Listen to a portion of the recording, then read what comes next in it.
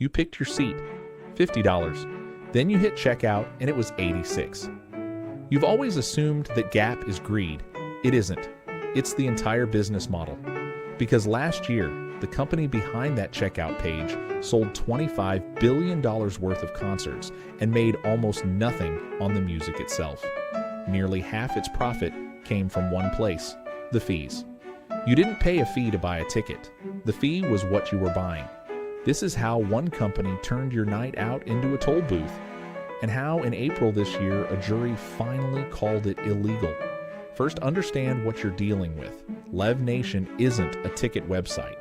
It's the largest live entertainment company on earth. In 2025, it put on 55,000 concerts for 159 million people and pulled in $25.2 billion. It promotes the tours. It owns or operates the venues. And through Ticketmaster, it sells the tickets. Promoter, landlord, and cashier, all the same company at the same show. Hold on to that, because it explains everything that follows. Now here's the number almost nobody talks about, and it's sitting in plain sight in their own annual results. Split Live Nation into its two halves. The concerts business, the actual shows, the tours, the artists, brought in $20.9 billion last year. Its adjusted operating profit, $687 million. That's a margin of about 3%. Now the ticketing business. Ticketmaster brought in $3.1 billion, a fraction of the size. Its adjusted operating profit, $1.13 billion, a margin of roughly 37%. Read that again. Ticketmaster is around 12% of the company's revenue and nearly half of its profit. The concerts are enormous and barely profitable. The fees are tiny and extraordinarily profitable, which tells you exactly which one is the real business. This is not a music company that charges fees. It's a fee company that happens to run concerts. So what are you actually paying? Government researchers who studied this found fees on primary tickets averaged around 27% of the ticket's face value. On a $50 ticket, that's roughly $14 on top. And on the resale market, it runs higher still. And here's what surprises people. Ticketmaster doesn't keep all of it. Service fees get split. The venue usually takes the largest share. The promoter often negotiates a rebate, a cut of the fee paid back to them for putting their shows on the platform. Ticketmaster keeps a slice. The card processor takes theirs. Which raises an obvious question. If the venue and the promoter both get paid out of that fee, and Live Nation is the venue and the promoter at thousands of these shows, then who exactly is negotiating the fee down on your behalf?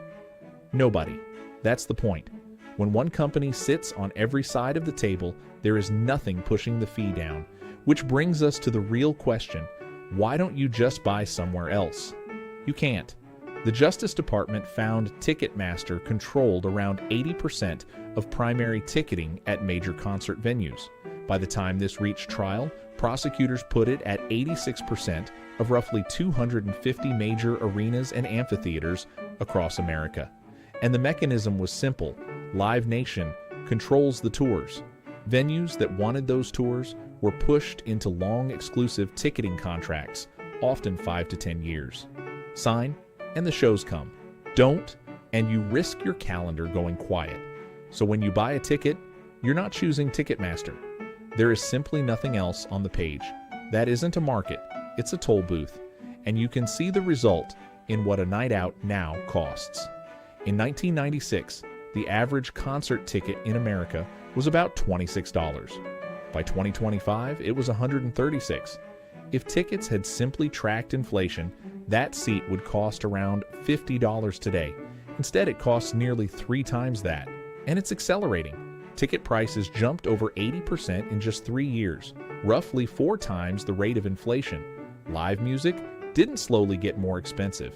It became a luxury good. Most people finally noticed in November 2022. Taylor Swift's Eras Tour went on sale, and Ticketmaster collapsed. Queues froze, codes failed, millions were locked out, and within hours the same seats were on resale sites for thousands of dollars. Live Nation's explanation was bots. They said they were hit with 3 times more bot traffic than they had ever seen. And that part is true. Industrial ticket scalping is real, and by their own testimony, it's a $5 billion industry. But look closely at what that system does. Automated resellers strip the inventory. The seats reappear at multiples of face value, and when a ticket is resold on the platform, fees are collected a second time. The same seat, sold twice, pays the toll twice. Then there's the price itself. Ticketmaster uses dynamic pricing, the same idea as surge pricing on a taxi app.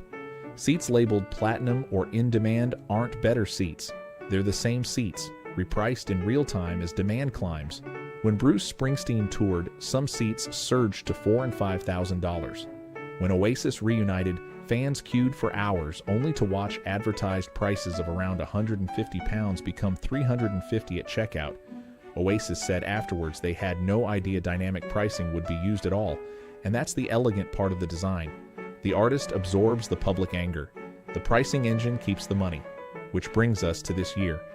In May 2024, the Justice Department and dozens of states sued Live Nation for illegally monopolizing live entertainment.